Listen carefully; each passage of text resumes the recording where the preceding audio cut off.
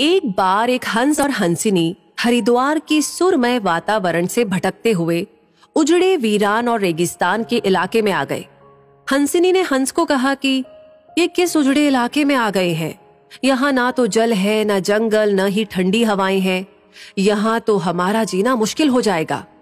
भटकते भटकते शाम हो गई तो हंस ने हंसिनी से कहा कि किसी तरह आज की रात बिता लो, सुबह हम लोग हरिद्वार लौट चलेंगे।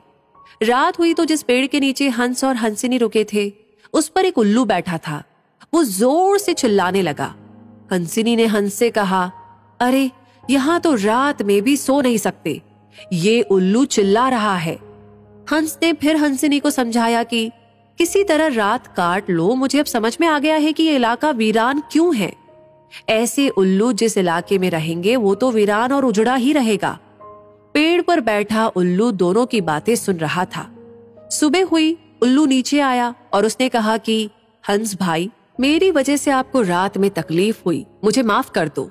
हंस ने कहा, कोई बात नहीं भैया, आपका धन्यवाद।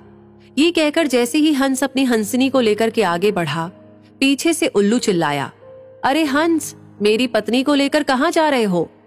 हंस चौंका। उसने कहा, आपकी पत्नी?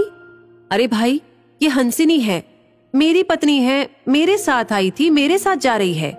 उल्लू ने कहा, खामोश रहो, ये मेरी पत्नी है। दोनों के बीच विवाद बढ़ गया।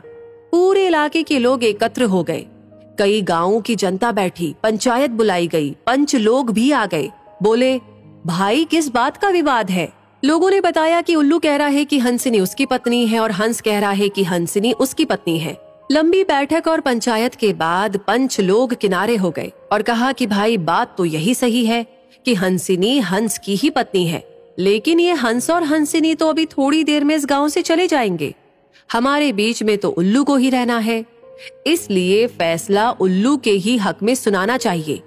फिर पंचों ने अपना फैसला सुनाया और कहा कि सारे तथ्यों और सबूतों की जांच करने के बाद ये पंचायत इस नतीजे पर पहुंची है कि हंसिनी उल्लू की ही पत्नी है और हंस को तत्काल गांव छोड़ने का हुक्म दिया जाता है। ये सुनते ही हंस हैरान हो गया और रोने, चीखने और चिल्लाने लगा कि पंचायत ने गलत फैसला सुनाया। उल्लू ने मेरी पत्नी ले ली। रोते चीखते जब वो आगे बढ़ने लगा तो उल्लू ने आवाज लगाई, ए मित्र हंस, जरा रुको। हंस ने रोते हुए कहा कि भैया अब क्या करोगे? पत्नी तो तुमने ले ही ली, अब जान भी लोगे क्या? उल्लू ने कहा, नहीं मित्र, ये हंसिनी आप ही की पत्नी है और हमेशा रहेगी। लेकिन कल रात जब मैं चिल्ला रहा था तो आपने अपनी पत्नी से कहा था कि ये इलाका उजड़ा और वीरान इसलिए है क्योंकि यहाँ उल्लू रहता है। मित्र, ये इलाका उजड़ा और वीरान इसलिए नहीं है कि यहाँ उल्लू रहता है। ये इलाका उजड़ा और वीरान इसलिए है क्योंकि यहाँ पर ऐसे पंच रहते हैं जो उल्लुओं के हक में फैसला सुनाते हैं। शायद 65 साल की आजादी के बाद में भी हमारे देश की इस बुरी दशा का मूल कारण यही है कि हमने उम्मीदवार की योग्यता न देखते हुए हमेशा ये हमारी जाति का है, ये हमारी पार्टी का है, इसके आधार पर अपना फैसला उल्लुओं के ही पक्ष में सुनाया है। देश की बदहाली और बुरी हालत के लिए कहीं ना कहीं हम भी जिम्मेदार हैं।